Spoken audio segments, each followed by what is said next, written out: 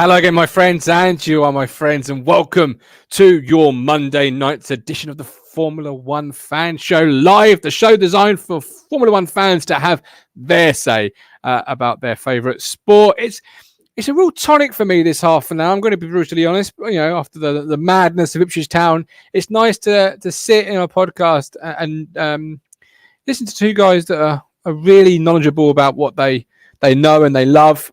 And something that they work hard on. So I hope you appreciate the next half an hour. Thank you all for joining us. Get active in the live chat. Say hello. Of course, this is the nice little appetizer to the 8:30 Talking Town extra time that's coming up, and a really good way to if you're new to the sport of F1, this is the show for you because I'm brand new. If you're just returning, again, likewise, because I'm going to ask the questions that maybe you are sitting at home thinking. But if you're a big F1 fan, this is the show for you as well, because Steve and Neil, the aficionado, Mr. Positivity, they know the sport inside and out. If you're watching on catch up and you must dash off somewhere, like your child starts crying, you must go to them, as mine is here. You can, of course, download our show on all podcast platforms. It is the F1 Fan Show Live. And there you go. That is the parish notices out of the way. Let's first of all bring in our aficionado, the official host of the Formula One Fan Show. He is the man, the myth, the legend.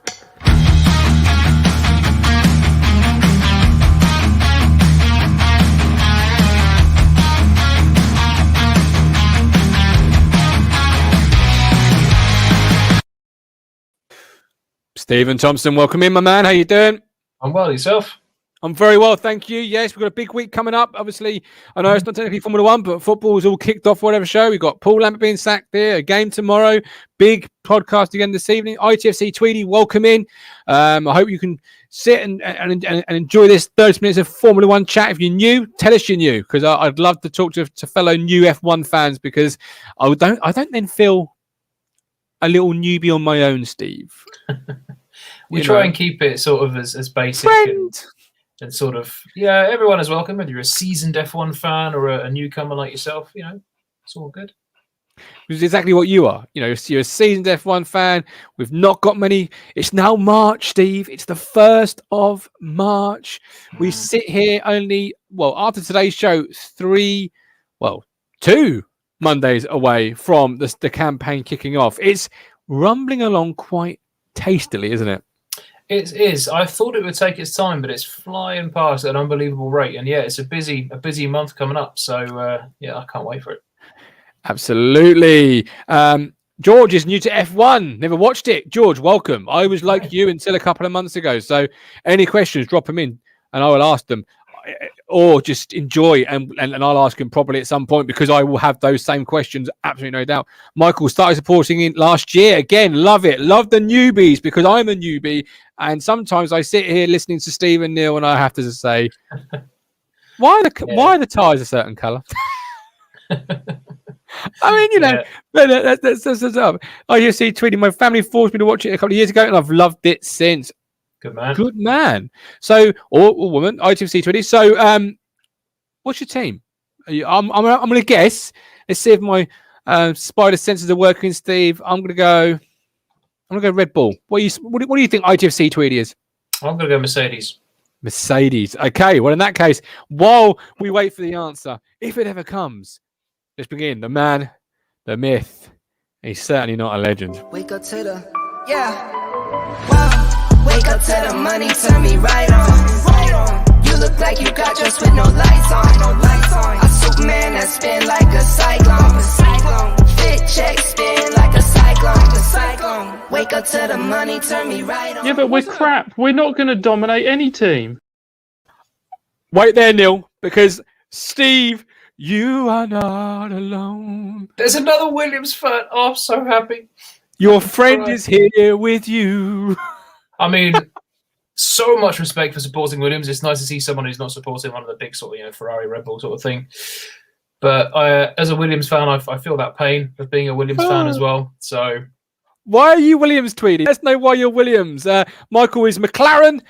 Talking of McLaren, there he is, Mr. Positivity. Well, Michael, at least there's one clever one amongst you. Well, there's two technically, because you're a McLaren fan as well. Why are you a McLaren fan, Neil? Because of the old McLaren Ferrari days when Mika Hakkinen and DC were up against Schumacher and Eddie Irvine. And I wasn't a fan of Schumacher at the time, so if you're not a fan of Schumacher, you're going to support the other team. So I did. Yeah, that's okay. Yeah, I mean, most of that conversation, I'm going to be honest, did go over my head, but it sounded quite intelligently well put. Ollie, McLaren fan because of Norris.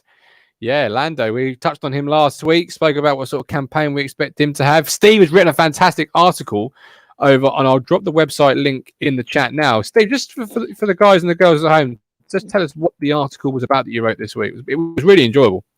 I'm glad you liked it. It was just, yes, it's because the season is obviously so close now. It's this time of year I start to get really excited. We've seen some cars already launched. We've got some cars coming up. This is partly why March is a very busy month, because those that haven't launched are launching in the next few days or the next week or so. And then just sort of going over what I think each team might be doing and the calendar and that sort of thing, what to watch out for. So. Tweedy liked the car and the fact it was family owned. Oh, so where are you sitting now, Tweedy? Now it's been taken over and it's not as it was in the family way, as it were. So Neil, for those that are new to the show, we like to do a weekly segment of where is Neil in the country today. Where are we in the country today, then, Mr. Neil Moles? A place beginning with P. Oh, have they taken points off town this year? Yes, too many. Yeah, Peterborough then. Yeah, no, it doesn't really, does it? It really doesn't. So, are you in the same hotel as you was last week? Or it looks different. It looks more classier, to be fair, with the uplighting behind you. Oh yeah, didn't even notice it was on. Basically, just checked in. It's the furthest room they could have given me. I'm right up the corner. Had to lug everything here. Oh, I haven't even had time to put the kettle on. Well, it doesn't matter. You're here now. And we've got so many things to talk about. We've got the wheel as always with multiple topics on. I'm going to press the wheel and get going for this tonight, and hope the wheel is in fine form, because recently it's actually working. It is so far. It is so far. Here we go. Who will be a driver to look out for the most? Here we sit, 4 weeks away from the start of the campaign. Who is the driver to most look out for, Stephen Thompson? I just want to say there's a comment from Anti-Chicken a little while ago saying McLaren will get a race win this season. I can believe it. I think they could be right up there for a race win. So nice, I like that. Driver to look out for the most, Sergio Perez for me. He's finally got a front-running car that's capable of, well, I'd like to think, capable of winning races. He's solid, he's consistent, he gets the results that are needed. So I'm going to say Sergio. Neil, do you agree with that? Before you answer, Michael, big fan of McLaren's setup and how they see the future drivers have got a bit about him as well, which I like. When he says they see their future drivers, what do you think Michael means there, in your opinion? Because for someone who's new like myself, I think that's more how they see the team future, not the drivers. Yeah, the team seem to have changed things slightly. So because they were very much, there was a set routine of doing things. Everything you could white glove touch, and yeah, you wouldn't get a speck of dust on you. Everything was very regimental, and they seem to have chilled out from that a little bit, become more of a happy work environment. Red Bull basically brought it in. They showed other teams that they could have a laugh as well as winning races, winning championships, and they've got young Norris and Daniel Ricciardo. And he's my pick for one to watch this season.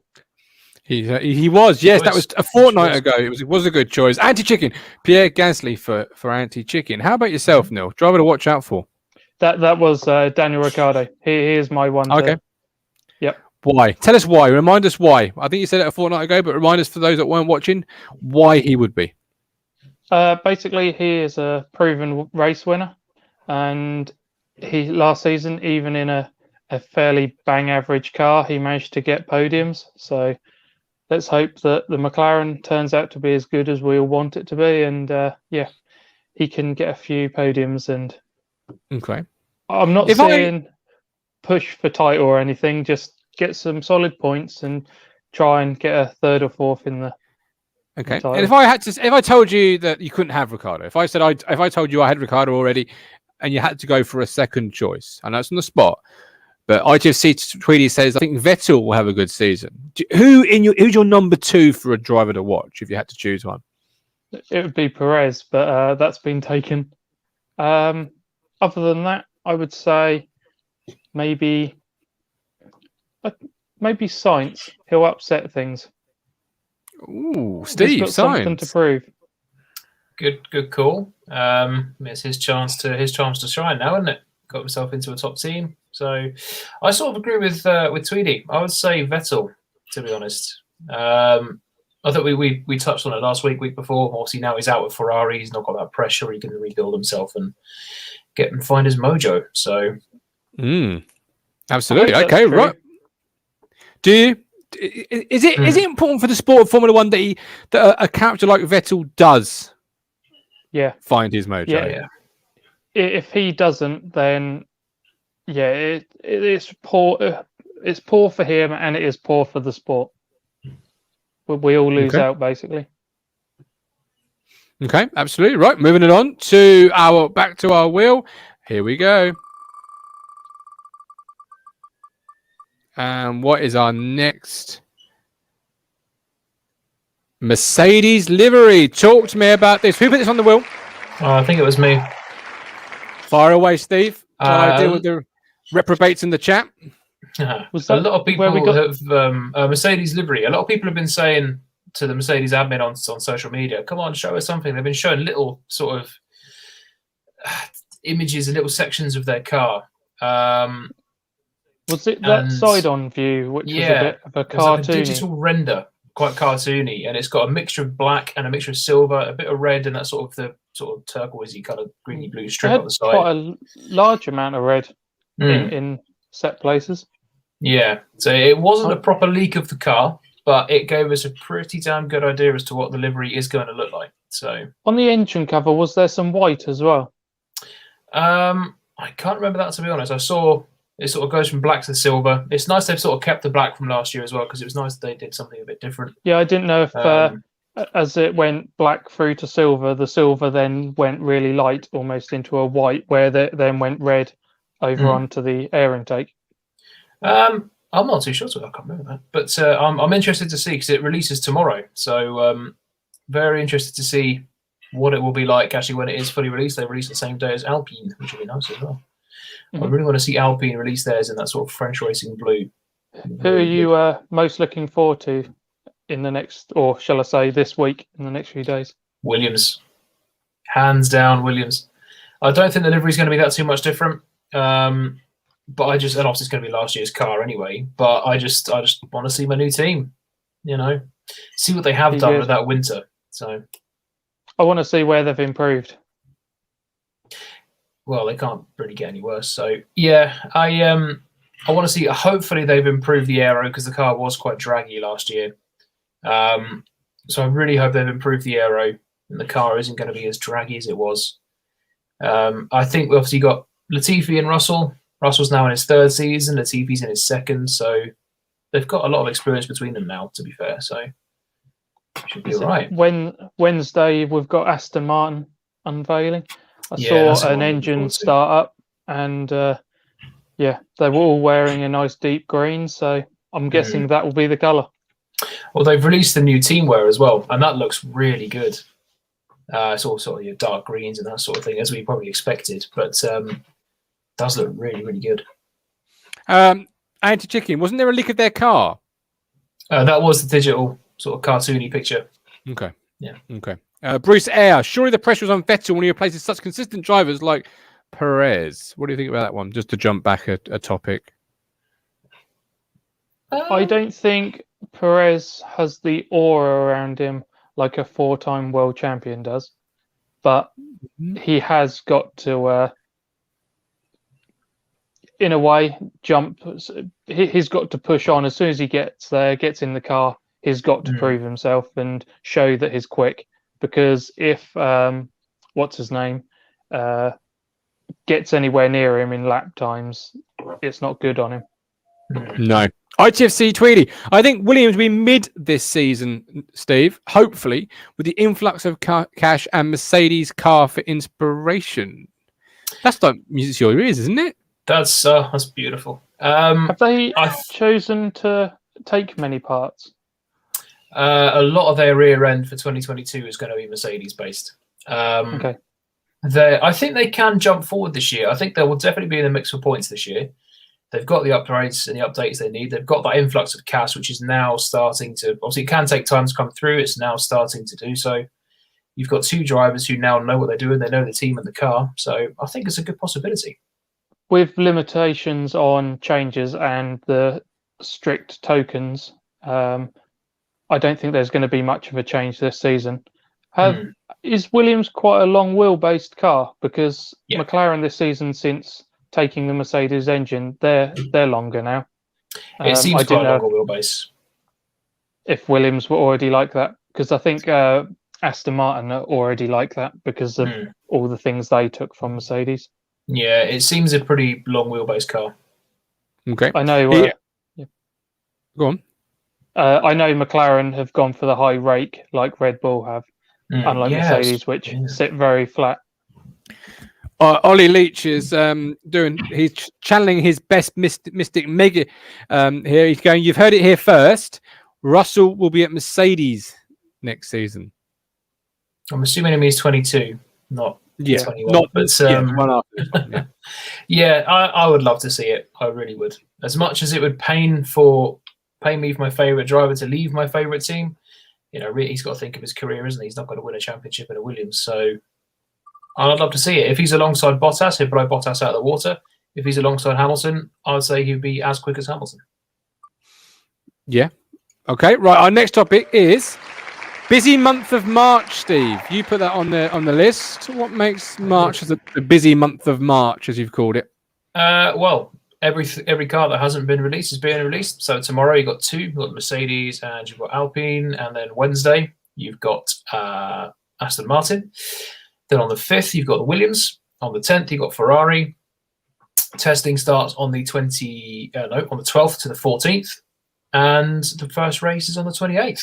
So busy old month. And it is awesome. Huge. I cannot wait. And what are you most looking forward to, Steve? I'm most looking forward for March, apart from the Williams launch, getting testing underway because I just want to see the cars out on track. Neil, how about you? As you look at the F1 calendar, as Steve's laid out there for us, what's getting you going? What's getting your engine revving, son? I'm very much for the testing, where you see some of the updates, because the cars they throw out for the liveries and that sort of thing, they can be very basic, so you don't really know where they've been improved. But as soon as you start testing, they put parts on that they want to hide up and that sort of thing. And it's where you get the old cameras out and try and snap as many of the close-ups as you can get. Find out all the little designs that they've come up with. Okay. Up next on the wheel, as I'm spinning it behind the scenes, is Red Bull's launch. Talk to me about Red Bull's launch then, Steve. That was Neil's, wasn't it? Was it Neil's? Go on, it was. But, excuse me. Yeah, it seems quite basic, really. It's not really changed that much. But yeah, as I said before, whether they've just basically painted up last year's car and they'll start showing their hand more in testing, I don't know. The livery with Red Bull you can always take is going to be a certain design. It's always that dark blue, the yellow nose cone. Phone's ringing. There you go. It's always going to be the similar sort of thing. I'll drop you out, Steve, because it's going to pierce someone's eardrums when they're watching on the with their headphones in.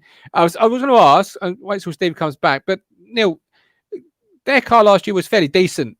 Red Bulls, like what with the cars being largely the same, the testing this year, what can we learn that's new? So, as a new fan, what are we looking out for to learn about their car for next year? Well, Toro Rosso, AlphaTauri, they didn't choose to take certain parts of Red Bull because the B teams as such could freely take last year's parts as upgrades for this season. Mhm. AlphaTauri chose not to because Red Bull had instability issues with their car last season. It was twitchy and unpredictable at times, which made it hard to keep on the edge. That's why they didn't push Mercedes as often as they could have done otherwise, and that's what they're hoping to do this season: rectify a few of the imbalances and try and have more of a stable car. Okay. Sorry, Steve, as you were saying before the phone interrupted you, my friend. Yeah, I do apologise. Yeah, the liveries are always going to be a similar sort of thing. Bruce said it down there. Yep, let me guess, had a yellow logo on it. It is dull. They are a bit restricted what they can do, obviously, being Red Bull sponsorship. And it's an instantly recognisable livery. The only things I like with Red Bull, they change it every now and then for testing. They had the camo bull a few years ago, and they had sort of the red and the black and that sort of thing. And those liveries are amazing, and they would set them apart, but then they always revert back to the original. So they've had a couple of one-offs over the years, but yeah, it does get pretty dull. I imagine if you're a Red Bull fan, you'd be quite hyped up to see the new car. It looks exactly the same as the previous 5 years, apart from the lack of Aston Martin sponsorship. At least you'd be all right with teamwear. Yeah, you never have to buy any new ones of that. How about this from ITFC 20? Unpopular opinion: K-Mag is better than your mate Bottas, Steve. Yeah. I can't to be solely fair, disagree. Yeah. Where is it? Where is it? can't. It's the first time this year, but it's coming out. There he is. To be fair, although we've not really seen them in cars competitive with each other, it's not like they were in two similar cars. I would love to see Magnussen in a Mercedes over Bottas, because he would have the fight and he would put everything on the line to make up that position. He would basically do everything Bottas doesn't. So I find it hard to disagree with that. Okay. K-Mag was in a McLaren, albeit a very poor McLaren. Yeah. So that's the closest he got to having a front-running car. Yeah. Yeah, he was in a poor McLaren, as Bottas was actually in a really good Williams at 2014. So that's back when Williams were fighting for podiums and poles. But yeah, to be fair, I did rate Magnussen. He was a bit of a bastard, but you need that, I think, as an F1 driver. You can't be a nice guy. You need to be vicious. You need to be heartless. It was between him and was it Maldonado? With them on the grid, it was Hamilton didn't have fun, did he? No. And that's always a good thing for Steve, isn't it, Steve? You never like Hamilton have it all his own way. Something that was on the list and it has come up now as I spun the wheel that really intrigued me, Neil. Sprint races. New fan. Yep. Really intrigues me. Talk to me about that. What are sprint races first and foremost for those that are watching that are new, and then go into why they're on the wheel that you've put on this week. Okay. It's been spoken about, and whether it would sort of trial it on odd weekends this season, and if it goes well, then put it in for some more next season. It could be good. Basically, they're shorter versions of the main event. So whether it would be a Saturday or whatever, I don't know. We're waiting to see how they feed it in. But the idea is to have a shortened event, more of a throw everything at it and in a short space of time, and to have some more exciting races. Sprint I know races, there are. Love the idea. Done it in touring cars, done it in Formula 2, other motorsport. I think it's a fantastic idea because, like Neil said, they can have a race where they can just chuck everything they can at it, and it could benefit teams, the smaller teams down the grid. Haas, Williams, Alfa Romeo, that sort of thing. I'm all for it. When I first heard it, I think I was a bit sort of, I'm not won over, but I think it's because I've grown so used to the F1 weekend of consisting of 3 practice sessions, a qualifying, a race. It's good to mix it up every now and then. So, and that's it. Yeah, if they're short, drivers are going to need to get up that order. So, I'm all for it. Bruce, if you put all drivers in the same car, where would Bottas finish in the current driver lineup? Mid somewhere. Yeah, mid. Yeah, I'll go getting into the points. Really? Just 10th, 11th. That's like a really big compliment for you for Valtteri Bottas.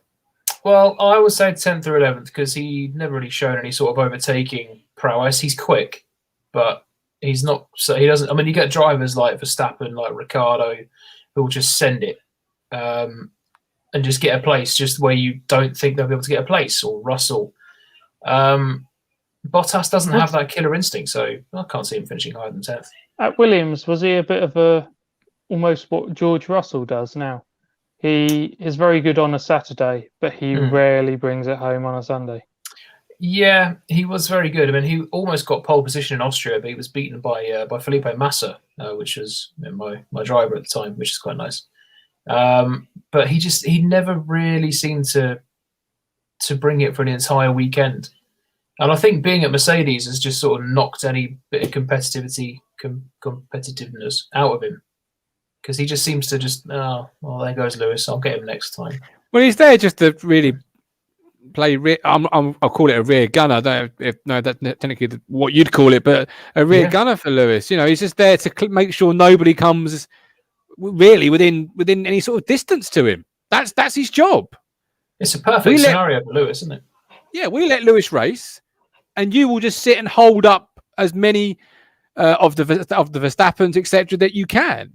That's his race, isn't it, Neil? Beating Verstappen and ensuring that it's a 1-2 for Hamilton and Bottas.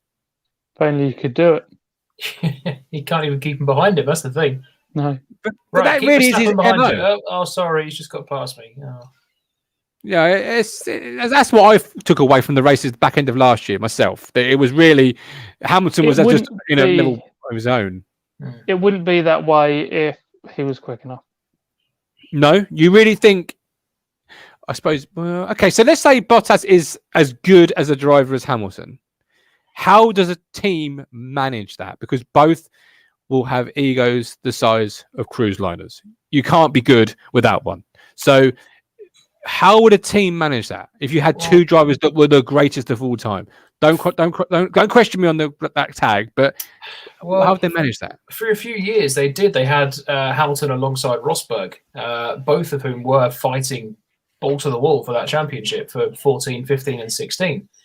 And it was tricky to manage because they made contacts on track several times. There was off-track spats. Remember when Hamilton threw a cap at Rosberg and Rosberg just threw it straight back at him after he won his title. There was issues in Monaco where Rosberg went off the circuit and brought out a yellow flag to ruin Lewis's lap and all that sort of thing. And it's tricky to manage. So Mercedes would rather have it this way, I'm sure, because they can just, Bottas is, he's not a hot-headed driver. He's not going to get into Hamilton's head, so that Hamilton can just go off and do his own thing and be his little princess. And then Bottas will just sit in second or third or fourth or fifth because he's not very good. And just it keeps Mercedes quiet. Basically, the team have to fight fires everywhere. You'll start having the drivers not wanting to hand out data, so they can't get an edge on each other. They start basically getting the mechanics they like, because obviously there were them shenanigans with Rosberg getting some of Hamilton's, and suddenly Hamilton's team wasn't quite so good. Basically who's getting failures, sort of mechanically related, and that can mess up your season. And then when it comes to fighting out on track, you've got basically wheel-to-wheel action and can sometimes get too close, as has happened between Vettel and Webber, as well as Hamilton and Rosberg. Talking about quality of drivers and performances, Grosjean, how will he fare in his IndyCar test? And will he be any good? He had his a little IndyCar test. I heard he had a crash, actually. The main thing was that one will. Yeah.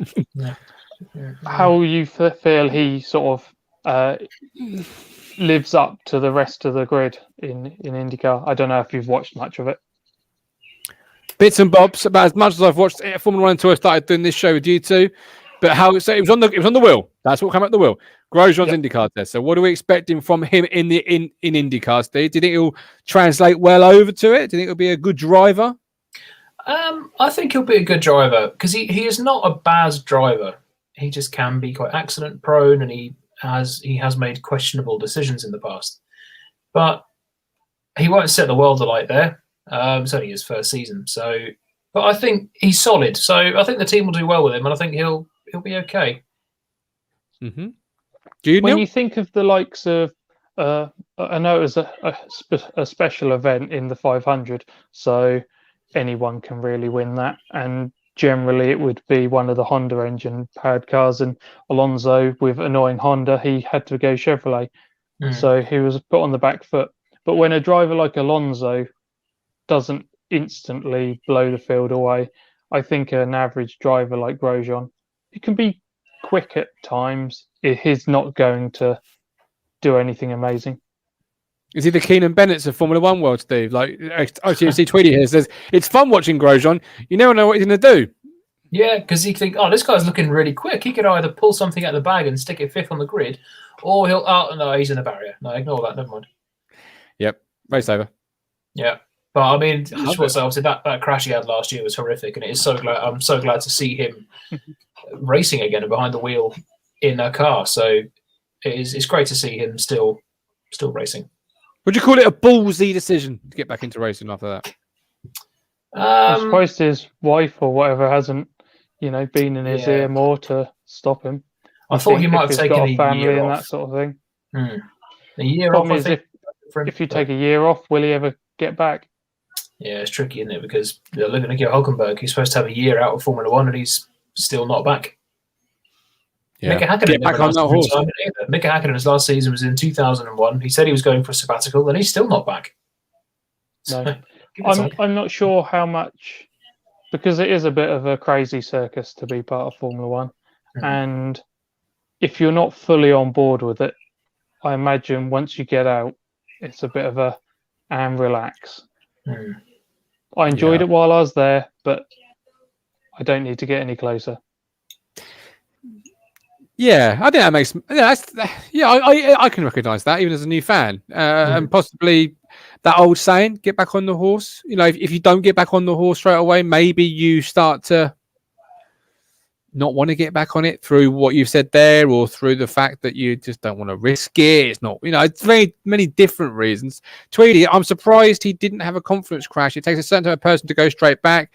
Yeah, that's what I mean. That confidence, yeah, absolutely. Good comment, Tweedy. Hey, Chick, it's good seeing him walking, let alone racing. Absolutely. That's why I asked it was a ballsy decision. And it also leads on to our last topic. Honda's ballsy engine gamble to beat Mercedes. Neil, I think that was your suggestion.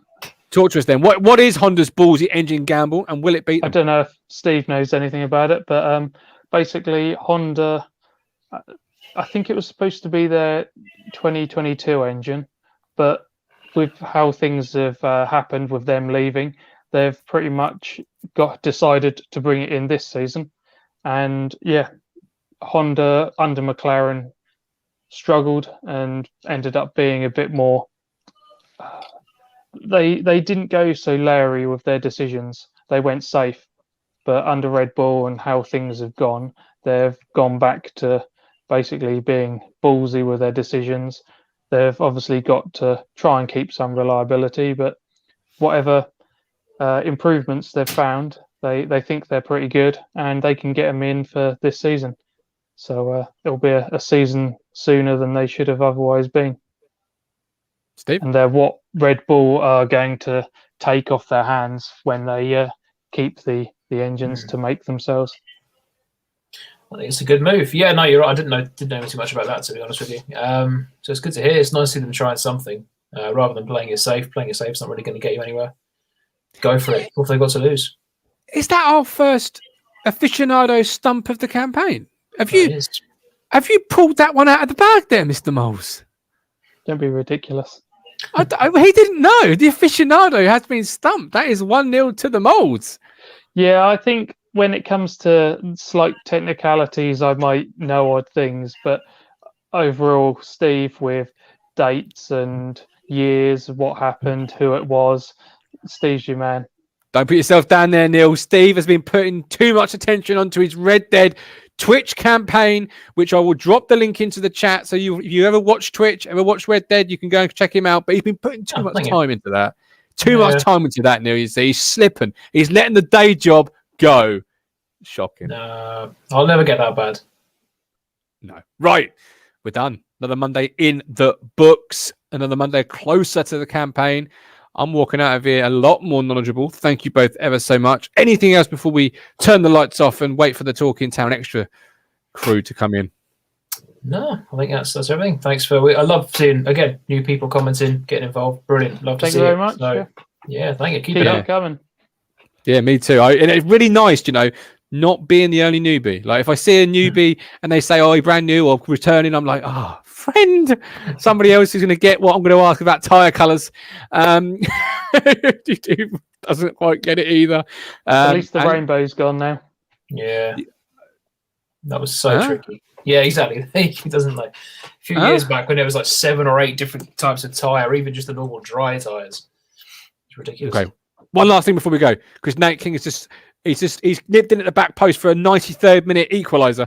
Has anyone else noticed, or is it just me?